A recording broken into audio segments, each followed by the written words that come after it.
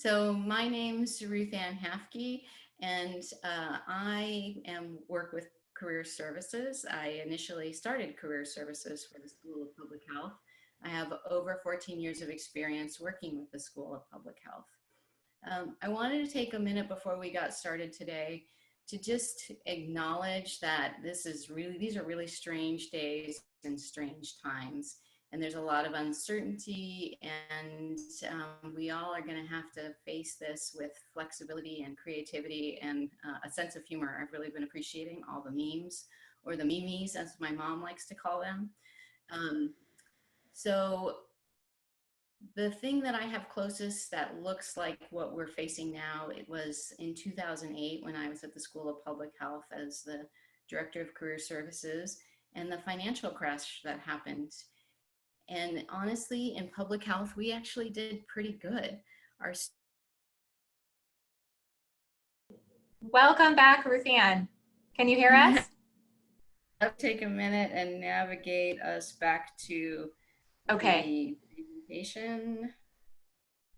No problem. So if you want to keep, I'm gonna just take this opportunity to introduce myself. I am the other part of the Career Services team, working with Ruth Ann, who started this program, as she said, 14 years ago.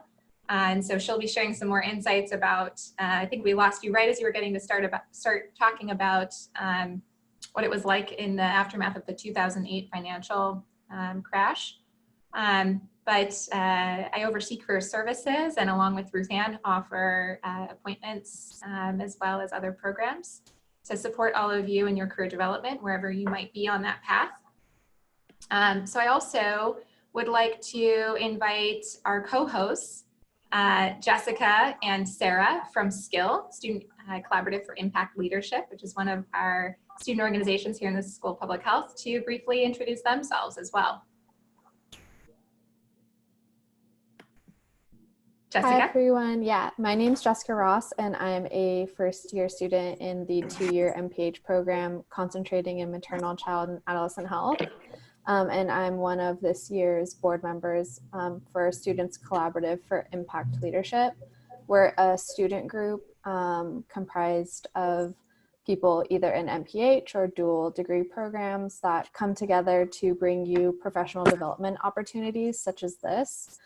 So thank you for tuning in, and please continue to submit your questions so that we can answer them and have you feel prepared and confident for your future negotiations.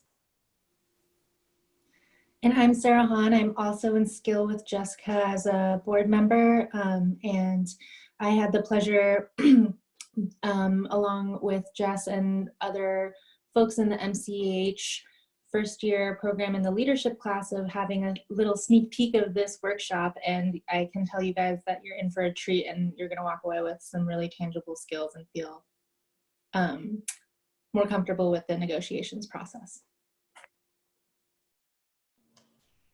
Excellent. So while we get up and running, and Ruth Ann, before I invite you back to jump in with your insights, I also just want to provide a little bit of housekeeping for how today's webinar will run. So please, as you're joining us, continue to introduce yourself in the chat. Share with us your name, your program, and anything you're looking to get out of today's session. We will be asking everyone to stay on mute during the duration of the workshop, because we do have a good number of participants today. Please continue to use the chat to ask questions at any point during the workshop, and we'll be taking note of those, either to ask if they are relevant in the moment or to save until later. So know that we are closely watching the chat for your questions. And finally, if you're finding that you might have some connectivity issues, as we know, is sort of inevitable at some point, please feel free to turn your video off if you prefer, or if you need some privacy at any point.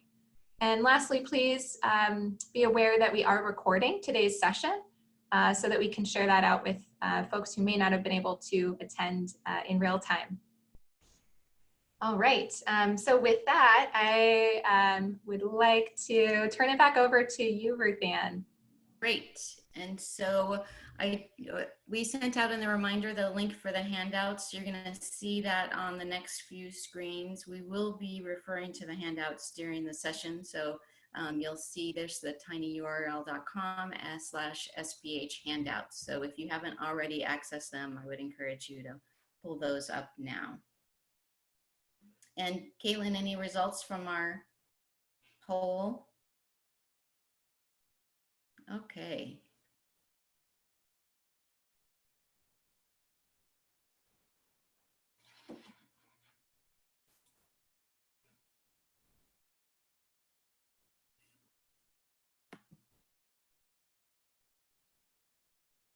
Okay, so let's dive right in. I like to call this talk Roost Truths about negotiating. So the first truth about negotiating is that you never actually want to negotiate before you have an offer. You have the most leverage when you have an actual job offer. So while employers might start asking you questions about salary, and you might have questions about the salary or different aspects of the job, you really don't want to get into the nitty-gritty of it until you have an actual job offer. Then the second truth is that you always want to negotiate when accepting a job offer. So it's really important to take time to negotiate. And you're not going to just negotiate on salary. There are a list of different things that you could be negotiating on in our first handout, which is the negotiation tips that starts with Roost Truths. You'll see at the bottom there a whole list, and I've got a little sub list here on the slide. And so you can negotiate things like what projects or assignments you'll work on. You could negotiate an early salary review.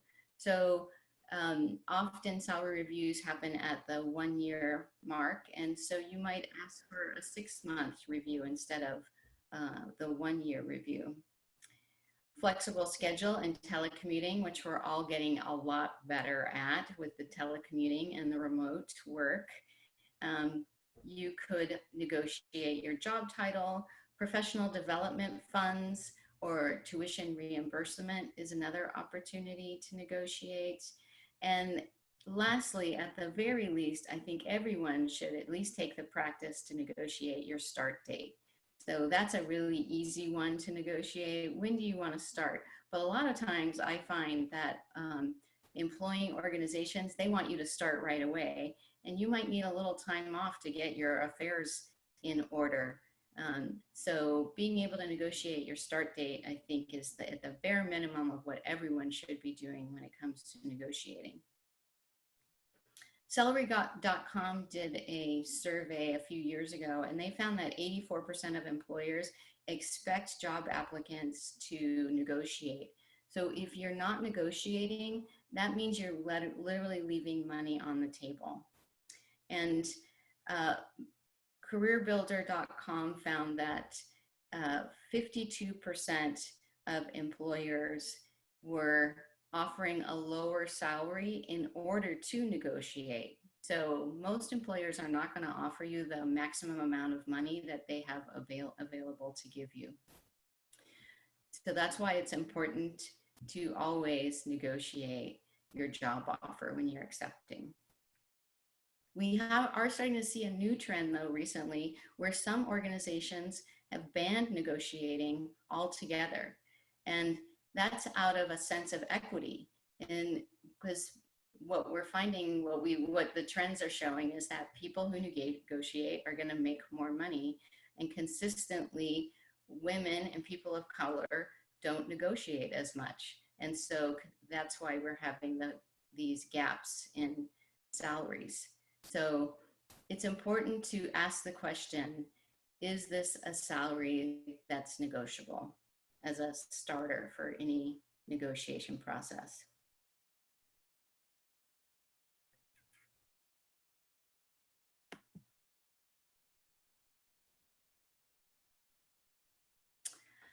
Next is the first one to mention a salary loses.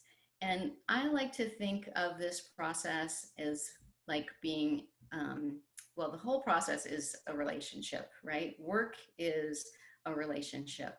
And so this interviewing and job offer negotiation is like dating.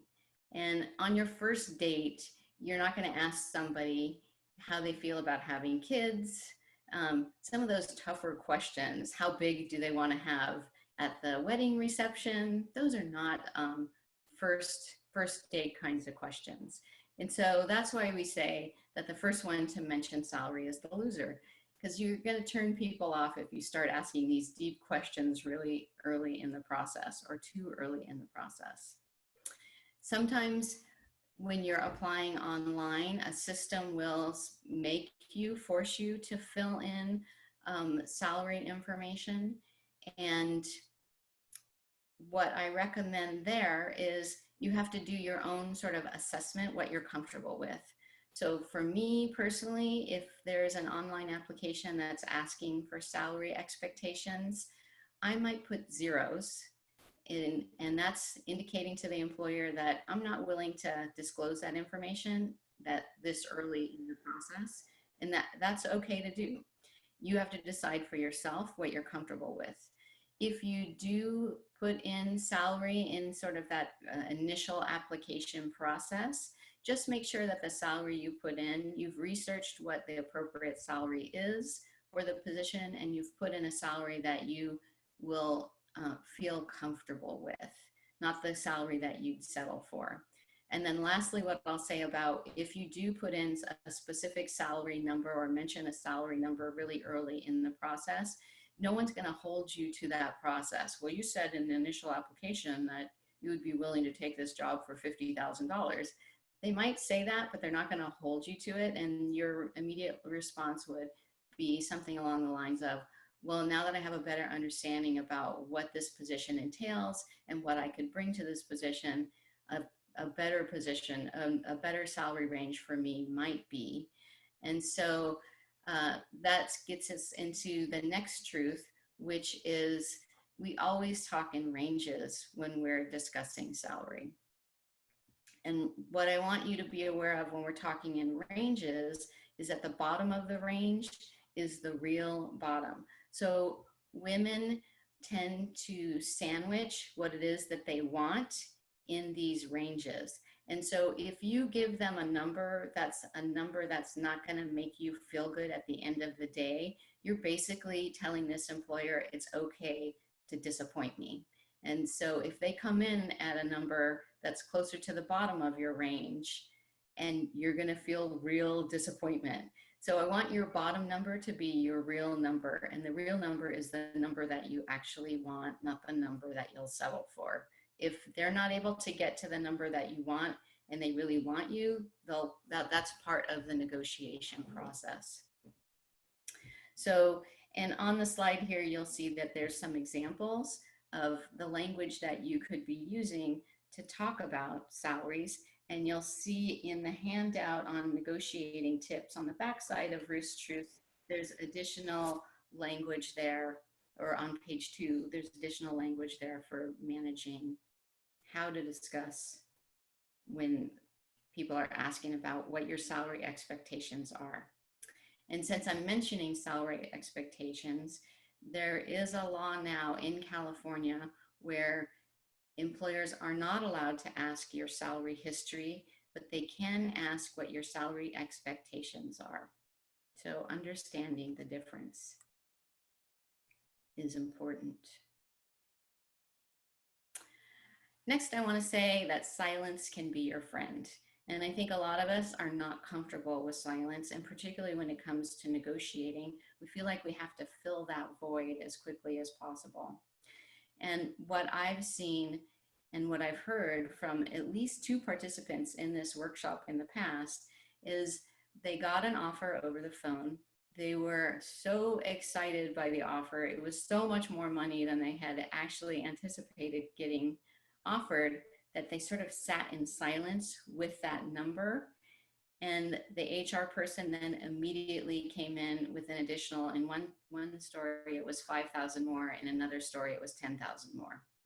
So that gets back to that piece where employers often aren't offering you the maximum amount in that first discussion.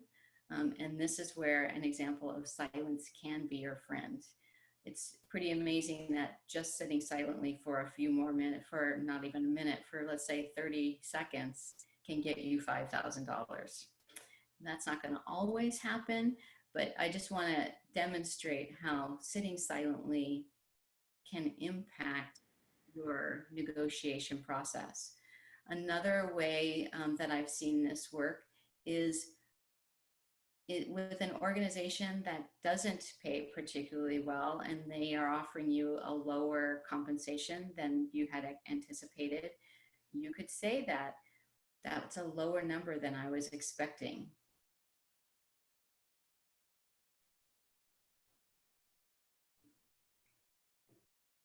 Sitting in silence puts the pressure on them to fill in that silence and explain why their salary is so low.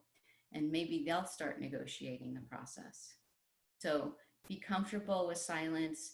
Say one thought at a time in the negotiation process. Don't feel like you have to over explain why you're worth what you're asking for. Next, I want to talk about planning what you want to say before you talk to employers. It's really important to practice this. And so we've got lots of handouts with language. We're going to have a sample negotiation. And then at the end of the workshop, you're going to have a chance to practice. So practice, practice, practice. And like I said earlier, we want you to use every job offer that you get as an opportunity to practice. You're not going to have as many job offers over your lifetime. So every time that you are presented with a job offer, taking the time to practice is really important and significant in your process. So make sure you've thought about it in advance and that you have some of the language. And what are some of the barriers that you anticipate, or some of the questions that might come up, so that you're ready in advance and can respond appropriately.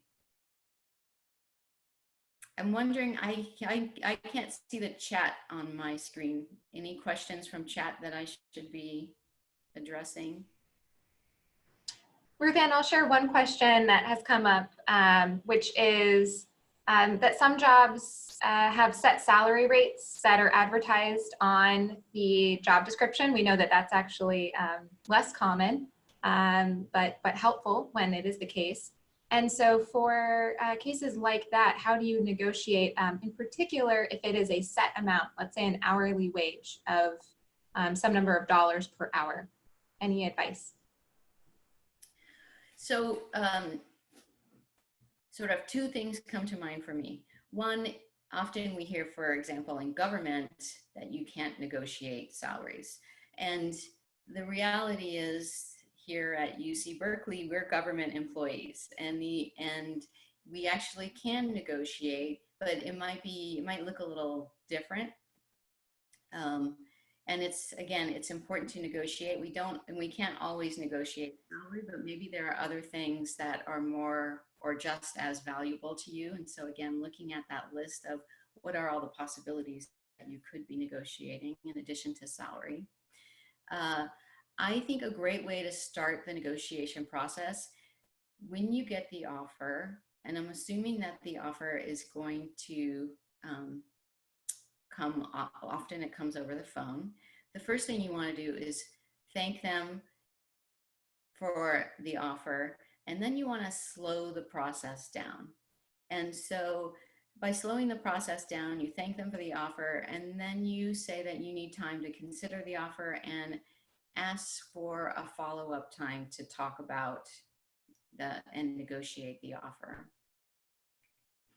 Then when you're on that second round, usually phone call is what I recommend, because I feel like with a phone call, you can actually react to how people are receiving the information and how the conversation is flowing versus email. I know some people have a preference to do negotiation over email because they can really craft that email well, but I also feel that in email, it's easier for misinterpretations to happen, and for you not to always be able to manage sort of the emotional content that might come across through negotiating. So my personal preference and bias is for a phone call. And in that first phone call, I would just ask the question, is there room to negotiate this salary? If they say no, then I would move on to what are some of the other things that you would want to negotiate. And if they're hesitant, then that's where we start using our problem solving and exploring to figure out more about what is negotiable. And if they're asking you around what your salary expectations are, you can ask them for more clarity around what their range is to get a sense about where you fall within the range and what are the qualities that you bring to this position. So so fundamentally, there are some positions where everybody, as I was saying earlier, there's more this tendency, there's a new trend that's starting to happen where everybody's brought in at the same amount and they have basically banned negotiating. And I think in that situation, you just need to be aware of that's how that organization manages the process. And then you have to trust that that there's a level of fairness and transparency there that you're comfortable for and that you're comfortable with and that you want. Caitlin, do you think I answered the question or do you have more to add? No, I think you hit it on the head. Looking for flexibility where it might exist, even if there is a specific dollar amount that is posted on the ad. And so I think that the other piece too, and you spoke to this, is just making sure that at the time you apply, that you've got an understanding that that might be a fixed amount if it really is truly a single, hourly wage amount and not a range. But a range is always an invitation. So always better to see a range, in my opinion. But yeah, help, absolutely great tips. Thank you, Ruth Ann. There are a couple other can I actually, that made me think of one more thing. Yeah. Which is with some of these government positions that have steps, there are some government jobs where they have steps, and that means that HR is going to be literally looking through your application materials and assessing how much time you have doing certain skills. And then that's going to tell you where you fall within the step. And I have had people that have been able to negotiate with HR because maybe there was some job that they didn't include on their resume, or some skill that they just had not included in their description. So even with steps, sometimes you can work with HR to have them understand and appreciate the skills that you bring and why you deserve to be put in a higher step than what they initially do put you in. So Caitlin, you were going to say there was a question from chat. Yeah, no, those are excellent points, Ruth Ann, thank you. There are a few other questions, some of which I think we can address later. I do want to ask one of them right now, which is that can a company potentially say there's no room for negotiation, even if there might actually be room? Well, this is where I think it's important to, again, think about this process as a relationship. And I feel like if it's a relationship, well, one where you're not allowed to have these discussions. I know sometimes people are hesitant to even start the negotiation process because they're worried about losing the job. If it's an organization that's going to pull a job offer because you've asked the question, can we negotiate this job offer? I'm going to say that's probably not the kind of place that you're going to want to work. And you've probably dodged a bullet if an organization does pull a job offer from you for asking that question. To me, a good relationship is where you can have open communication and where everybody is looking for success so that you'll feel successful in the position and that and that they're going to feel like they're a partner in your success. So we really want to try and create these win-win opportunities. So I would say an organization that says, no, we don't negotiate, or no, there's no room for negotiation, I might unpack that a little bit more. And like I said, are they doing it because they're trying to create equity within the workforce?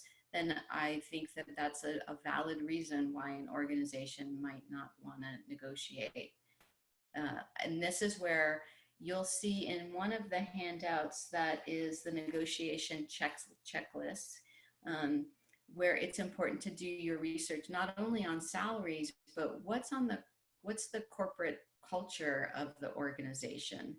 And is it an organization that's interested in pay equity, or is it an organization that's not as transparent, that's more focused on the bottom line and less focused on its employees? These are all good questions to ask and to understand before you go into the negotiation process. Thank you, Ruth Ann. That was really helpful. And it also segues actually with another question that was asked, which I think is the last one that we might discuss for right now, but was really around that anxiety that many job seekers and candidates feel about the negotiation process, not only to make an ask, but wondering, could there be some kind of retribution? Could the offer be pulled? So I think you really spoke to the importance of a negotiation as the beginning of a relationship. And so really looking to partner with either the HR representative or your future supervisor, whomever's doing the hiring, around establishing that strong sense of trust and support to identify a mutually beneficial result. That means that you'll get to work together. And so the question here was wondering, is that anxiety unfounded? And I think I want to hear your thoughts. I think what I would offer is that, as you mentioned earlier, we know from many surveys that employers expect job candidates to negotiate. And so there is that open invitation, with some rare exceptions around organizations that will share usually upfront about those equity philosophies related to negotiation. And I know in my experience working with SPH students, I have experienced one case of an offer not necessarily being rescinded, but there being some unfortunate communication that resulted around flexibility with a base salary.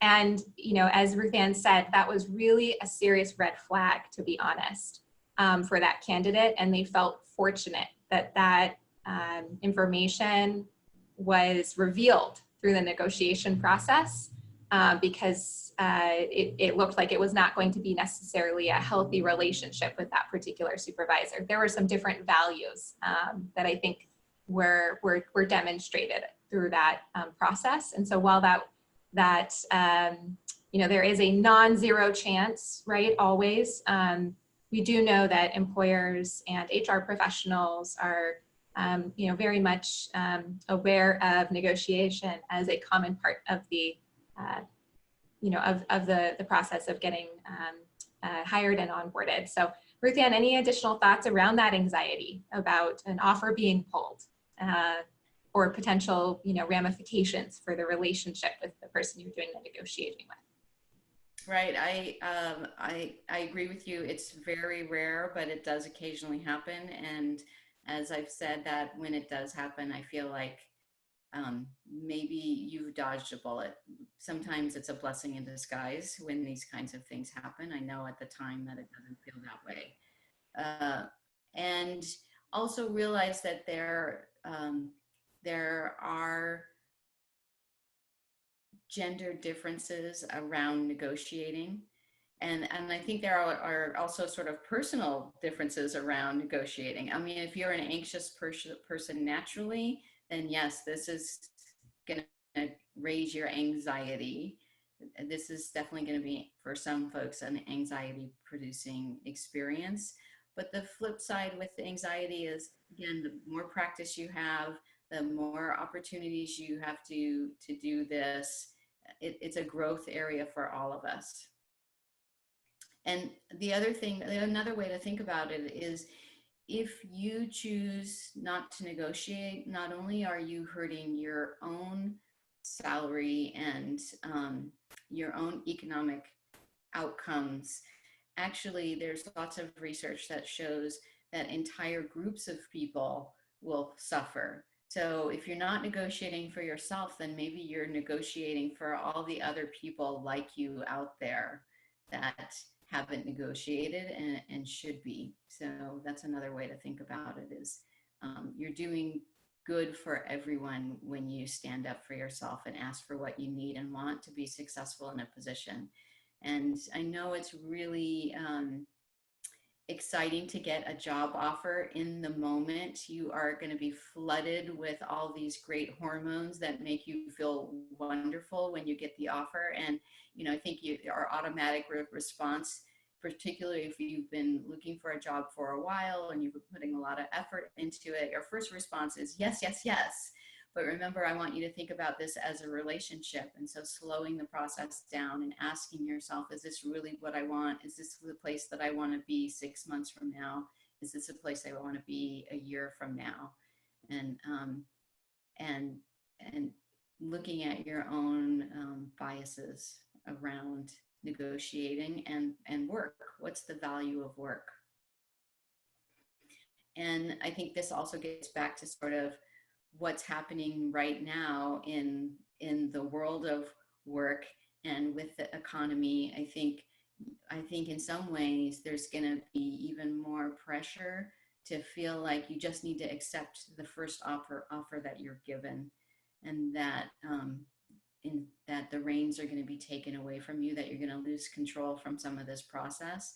But remember, this is a relationship, and hopefully it's a longer term relationship. And so it's important to go into this process and take control of what you need. Okay, I'm going to move us forward. So what's important here is to not negotiate based on what you need. Well, I think it's important to understand what your baseline needs are and to have a budget so that you know what your limit is. That's not where you should be negotiating around. You should be negotiating around what you're worth. And so therefore it's important to do your research. we're going to send these slides out later. And so we'll have links for the research tools that are listed here, but glassdoor.com is a great place to look up for salary information and get inside information about different organizations. I also really like this pay scale has an MPH degree specific salary information. And so there's different job titles and scale and pay scales specific for MPH degrees. I also want to call out the UCSF salary search. If you look at most UCSF jobs will not include salary information, but any public institution, that salary information is available. So any government job, you should be able to go online and find it somewhere. So for UCSF jobs, there's a site you can go to and look up the salary based on either the job code or the job title for that position. And lastly, School of Public Health, we do an annual survey, and so we have some inside information, and because we help people negotiate their job offers, we might have some insights about what the typical salaries look like for a particular organization or for particular sectors. So you're always welcome to talk to us as part of your research, trying to understand the field better that you're going into. I mentioned the survey, and so I want to just give you some basic baseline information around the 2019 MPH survey. So we surveyed all the graduates last year, and so these are people that this is what they were reporting within before graduation and within 6 months after graduation.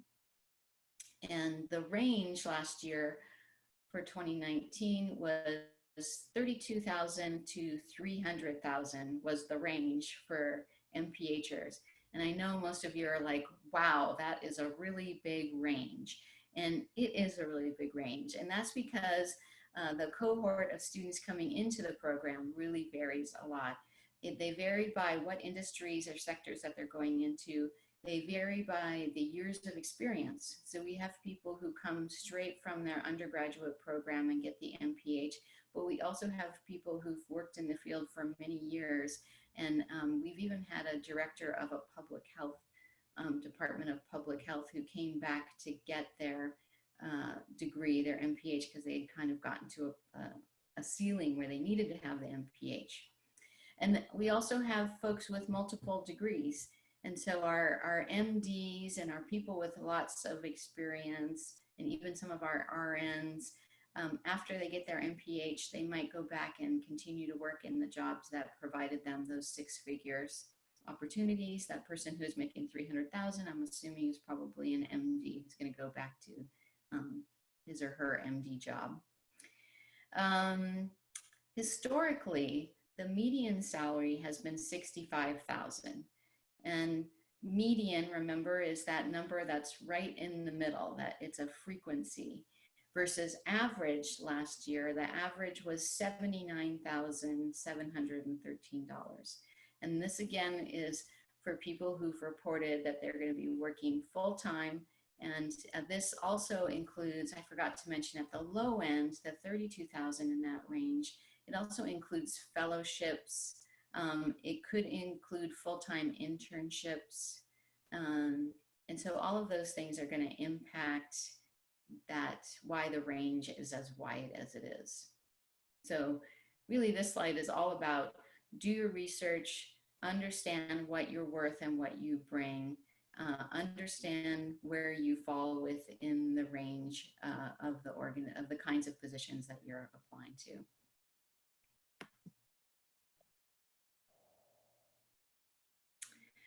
And then the last of the Roost truths is that race and gender matter. And I wish the world was always a fair place, but it unfortunately is not always a fair place. And so that's why I think it's important to negotiate.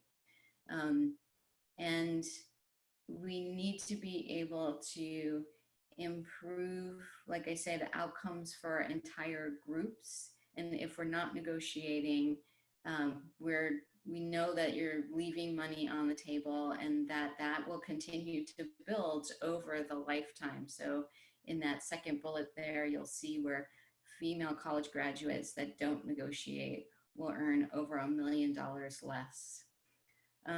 So it's got a cumulative effect on the individual, but it also has a cumulative effect with particular groups. And so there's less information specifically or research around the impacts on salary for people of color, but my gut tells me that the gender and the race piece, that there's a lot of similarity there as far as not wanting to negotiate, feeling more thankful because you had the job, and then that's going to come back and bite you if you're not negotiating and sort of playing the game the way the system usually is set up. And so there's more tips and information around gender and race on the negotiation checklist and some of the impacts there, and some things to think about when you are getting ready to negotiate. Caitlin, are there other questions that we should be talking about? We've got a couple more. Yeah, there are a few more questions. I think they might be well suited to after the negotiation exercise, because some of the questions, Ruth Ann, are really around how do you actually word some of these things. So I hope some of the exercises we'll go through next will be helpful, and then we can address some of the other questions from there. Okay. So then we're going to move on to our sample negotiation conversation. So Jessica, I see that there we are. Jessica and Sarah are going to come in and do a little role play with us. Sarah, you're still muted. Okay. Here I am. So you'll see in your handouts, we've got this salary negotiation that's got a sample negotiation conversation. So I'm going to let Jessica and Sarah take over and read our script and our sample negotiation conversation. All right. Hi, Amy, it's good to hear from you again. Hi, really good to hear from you again too. Well, good. Did you have some time to review the offer? Yes, thank you. I did. I wanted to let you know that I'm really excited about the opportunity to work at Healthy, and I'm looking forward to contributing as the project manager. As you know, I've taken the past few days to review the details of the offer, and I'd just like to clarify a few things with you before signing. Okay, great. I can answer any of your questions. We're really excited about you joining the team. Thank you. I'm looking forward to it too. As you know, I bring 3 years of experience managing projects in addition to my degree in public health, which will allow me to make an immediate impact on your project. I've been doing a little bit of research on the salaries for this region and the industry, and I would like to see a salary at $85,000. Would that be possible? Well, based on our budget this year and the fact that we came in at a higher level than expected for this position, I can tell you that we are not going to be able to move on the salary at this point in time. However, we do offer a competitive benefits package, which translates to thousands of dollars in compensation. Have you been able to look over that benefits package? Yes, I did review the benefits. It's an excellent package. I'm a little bit disappointed that the salary is not negotiable, but I understand the budgetary constraints and the position you're in right now. Perhaps we can look at how I can best position myself to obtain a salary increase in the near future. Can you tell me a little bit about your salary review process? Yes, of course. Here at Healthy, supervisors do assessments annually, and depending on the review and your supervisor's recommendation, we can increase your salary at that time. That sounds promising. However, I do not think I'm bringing new ideas for my MP. I do think I am bringing new ideas for my MPH degree and rich experience from my previous job that will allow me to make some significant contributions very quickly. Do you think we would be able to move up my assessment to 6 months? I'll tell you what, let me check with the hiring manager, but I do think this is something that's very much a possibility. Great. I'd also like to discuss the vacation days, which is currently 2 weeks. My current company gives me 3 weeks of vacation, and I'm really hoping to keep that. Okay. I know that we can work with you to get some extra time off. What if we added another week of vacation to the offer?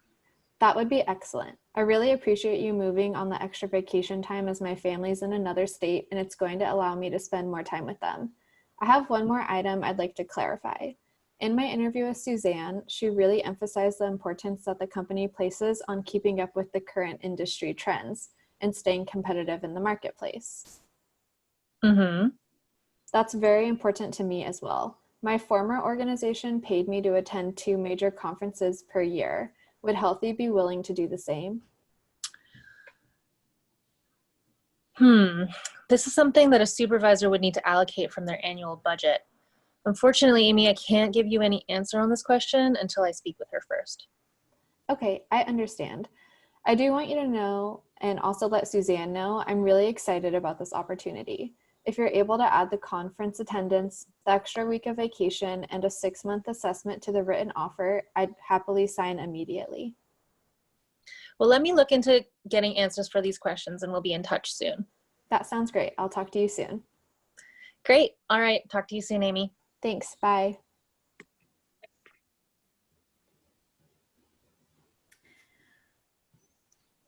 So it'd be great now if we use chat, if anyone had any feedback or thoughts about that sample negotiation conversation or any questions. And then Caitlin, you said there was some questions around the language piece.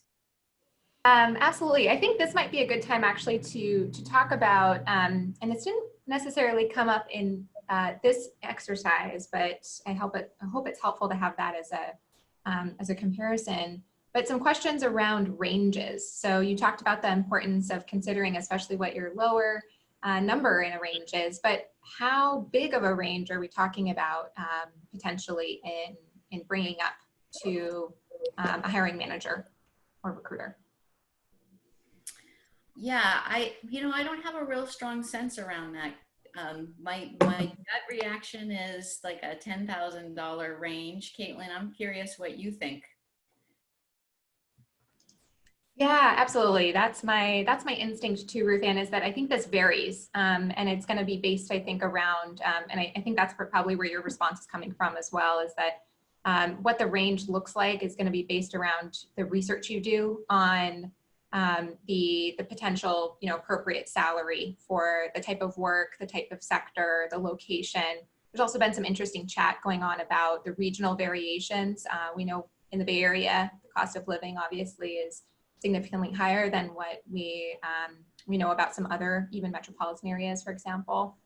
So really doing your research and understanding what might be appropriate. I've seen ranges presented in $5,000 increments. I've seen ranges presented in 10 or more. I'd say 10 is definitely a more common range, but depending on the particular situation, it's and how you're looking to position yourself for then the subsequent conversations. I've seen it either be smaller or larger. So that's one of the, I think, just opportunities to reiterate. There are so many different factors for this conversation. Right. So reiterating that research is important, and that I think often people do want very specific, like what percentage, if I'm asking for a raise, what's an okay amount and what's a percentage and what should I expect? And, there's no straight answers here. So while I pitched the 10,000, that's where research and looking at the specifics for an organization and where you fall within it. But I think giving people a little bit of wiggle room so that you're not underselling yourself. And around the regional piece, there are salary relocation tools to find online, and it's really easy where you can put in, what would you be making in the Bay Area, and then put in a different city, and it will give you comparable incomes, as well as cost of living differentials as well, so that you have a sense about how much, if you are leaving the Bay Area, how much can you imagine or can you anticipate going down? But then what does the cost of living look like compared to the Bay Area? So therefore you can actually afford to pay rent and still feel that you've got an equitable pay.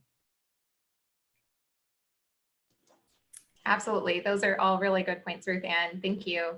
I know, let's see, there was we did talk about some regional pieces.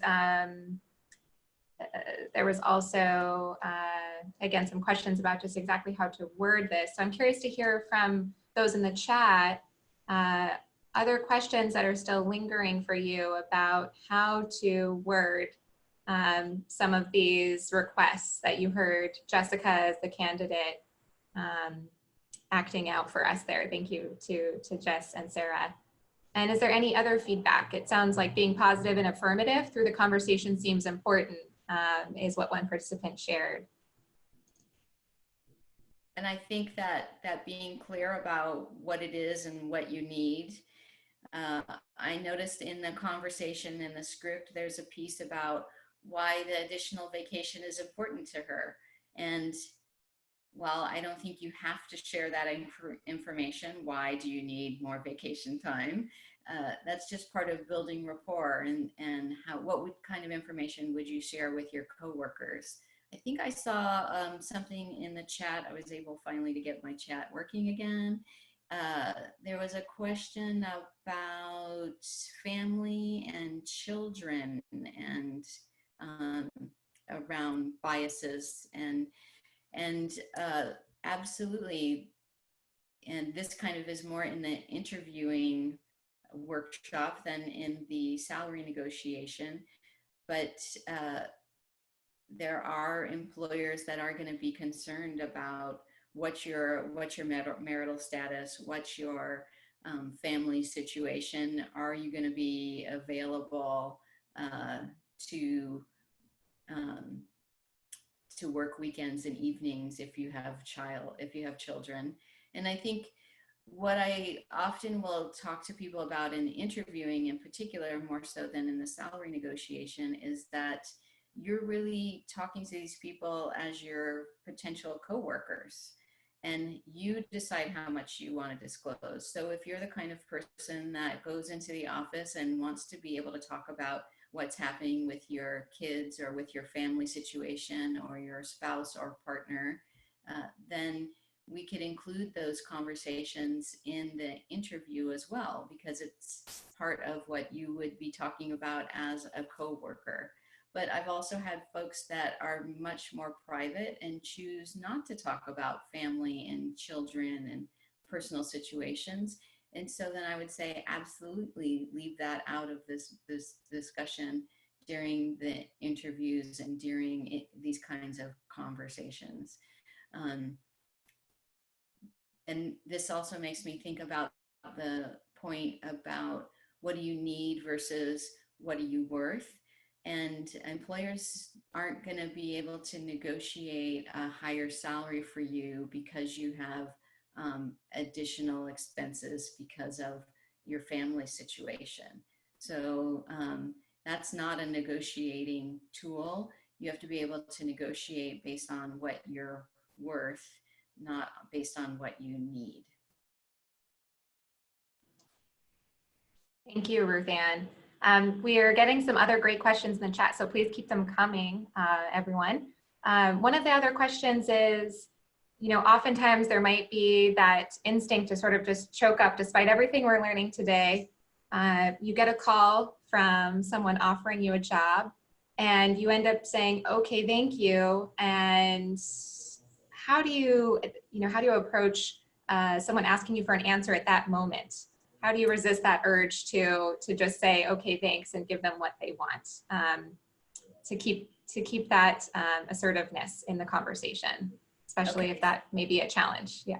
So this is where I'm going to be not politically correct and say again that this is sort of like a first date.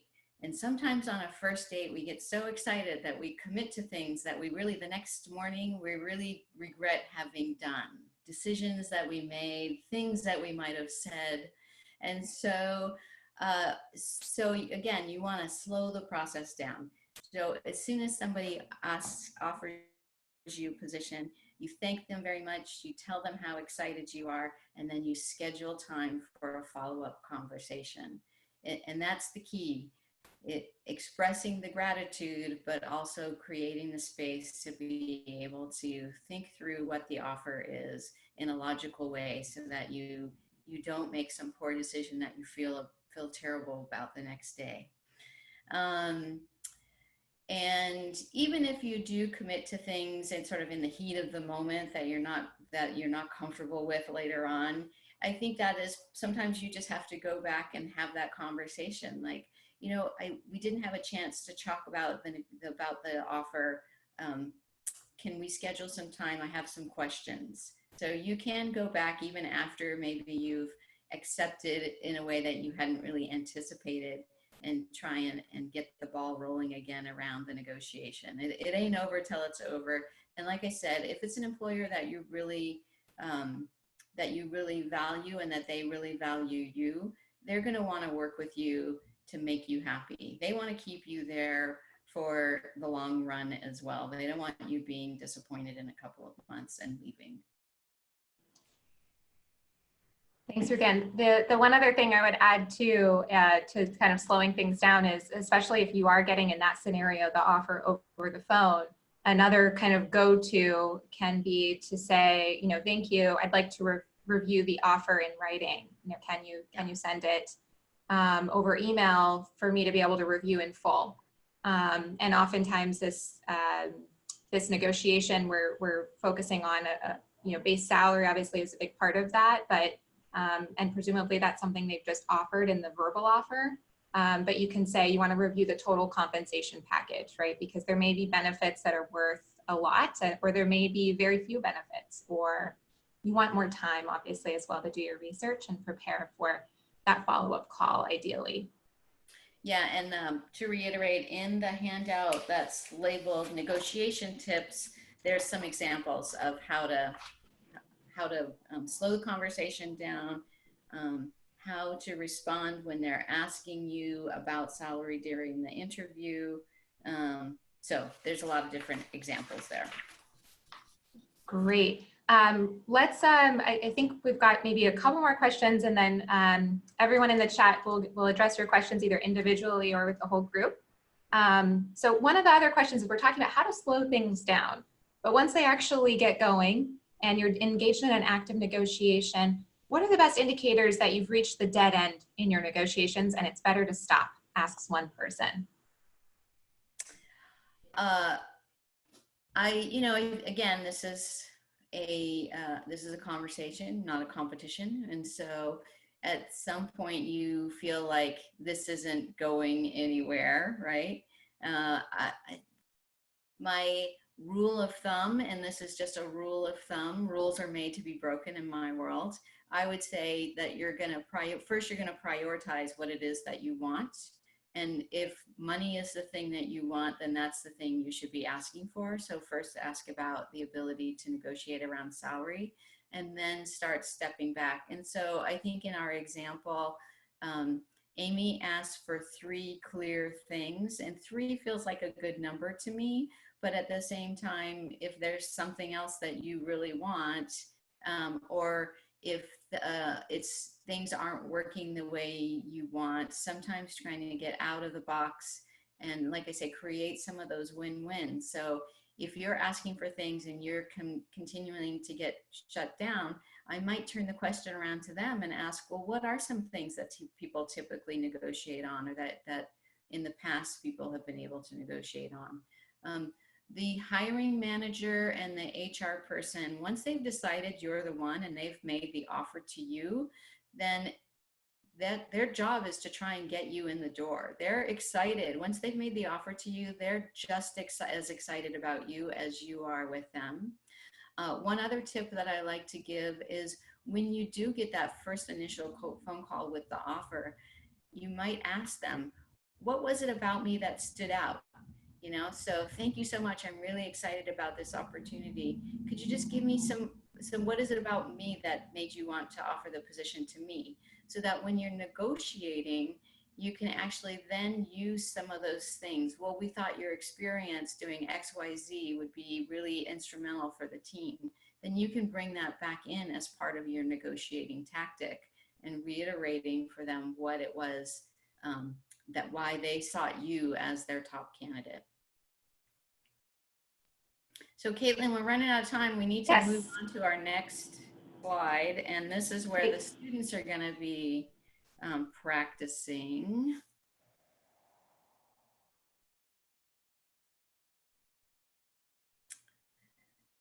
So we're going to put you into breakout pairs, and we've got a, similar to the script, we've got a 1-pager for you to work on the negotiating. And you're going to break into an HR person and the applicant. And the HR person is going to be the person who's alpha by first name. So if it's Anna and Bill, Anna's going to be the HR person. And I'm hearing a lot of bells. That makes me think people are bailing because they don't want to do the practice. We're going to give you 6 minutes each per round, so a total of 12 minutes. So this is 12 minutes of pain for some of y'all. And then we're going to bring you back in and unpack how that went for each of you. If you're the HR person, so Anna in the example that I gave earlier, let the applicant do all the problem solving and the asking, just like in the example. So you might not be able to give them, you're not going to give them everything they want, but you're going to give them the opportunity to ask for what it is that they want. While Ruthann gets the breakouts set up, there was one question that I can address before we get you paired off, which is about in the example where Amy is the job candidate played by Jess. negotiated, she referenced back to her current job where she had a certain number of weeks of vacation, where she attended conferences and so forth. And so while that is a great thing to be able to do, in her case, to advocate for continuing to keep access to those resources or paid time off days, it's not always the case that you already have that to use as leverage, right? Or to reference. And so it's absolutely appropriate for you to ask for what you want, whether or not you are currently in a position where you have those benefits or not. And these skills are going to continue to be relevant to you in every single negotiation in your career, and it will get easier, though we don't often have a lot of opportunity to practice them. And so especially as you're, graduating, for example, going from being a student to hopefully being an employee, you won't necessarily have, paid time off or conference budgets to reference, but you should do your research and think about what's most important to you, what might be an appropriate ask. So for example, about professional development, which was one of the examples from the scenario. And anything else that would make sense for that type of offer in the sector, location, et cetera, that it's come from. So those are very valid questions.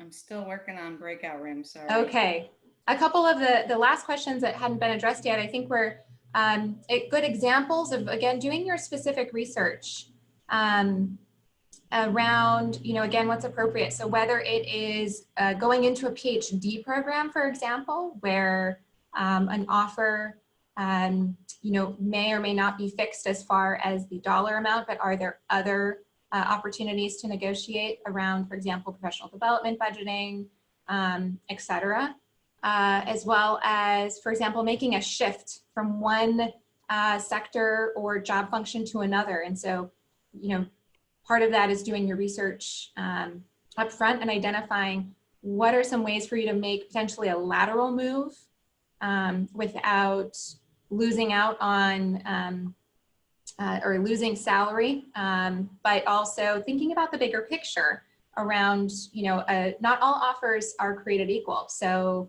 a dollar amount base salary without any benefits is going to look very different than the same dollar amount with benefits. Or, to what extent are other factors like your anticipated satisfaction with the job, your alignment with the organization's mission, and so forth.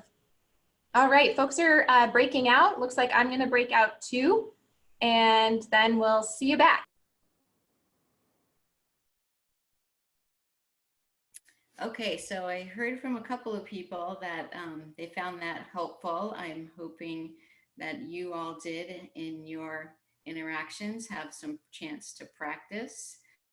And while Ruthann is pulling that up, thank you folks for your feedback in the chat. I just wanted to acknowledge a comment that Sarah had made earlier as well, which is that promotions and raises within the same job are also another place where these conversations can be applicable. So not only when negotiating for a new opportunity, but continuing to advocate for yourself even in a job once you've actually secured it with the initial offer, and then potentially up for review on some standard timeline, et cetera. So so continue to use these skills however and wherever they can be helpful. Thank you all as well for your patience with our technical difficulty. This is new to us, and we appreciate you in jumping into the practice session nonetheless. One of the last slides that Ruthann will share is also just our contact information, but it looks like Ruthann, this is up and running. I'm going to turn it back to you. Well, so we wanted to check in with people and see if there was any feedback from those conversations. Any thoughts as we wrap things up? Are you seeing anything in the chat or if anyone wants to unmute themselves, chime in.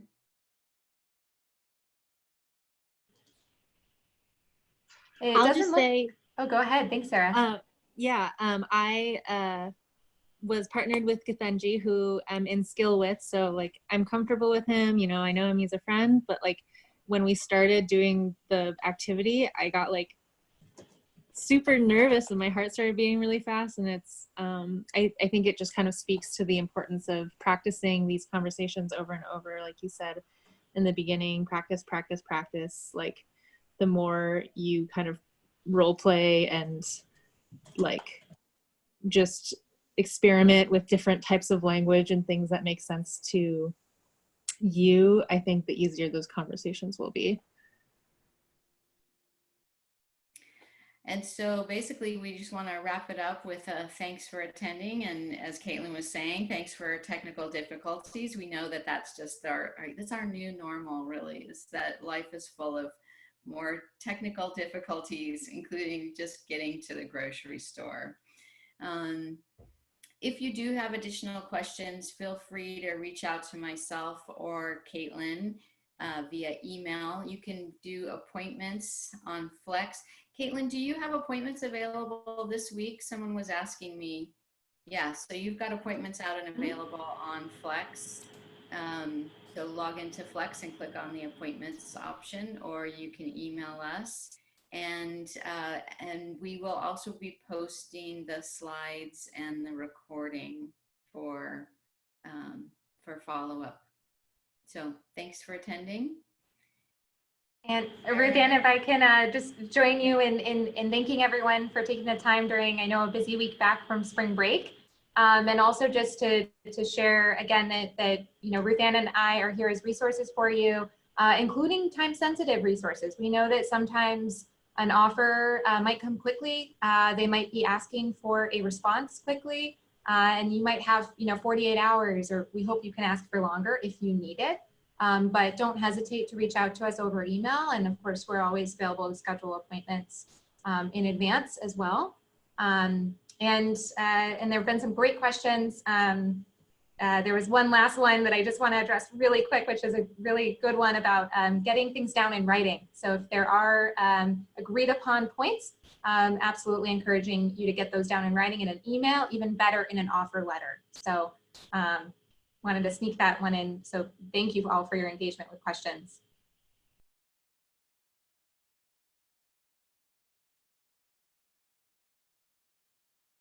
I think we might have had a slight freeze again. And so I also just want to note that I see overall an increase in the confidence level. So we hope you're moving up this scale. We know an hour and a half is not going to get you to a 5, but with repeated practice. So as we hit coming up on 5 o'clock, we're going to go ahead and wrap the session.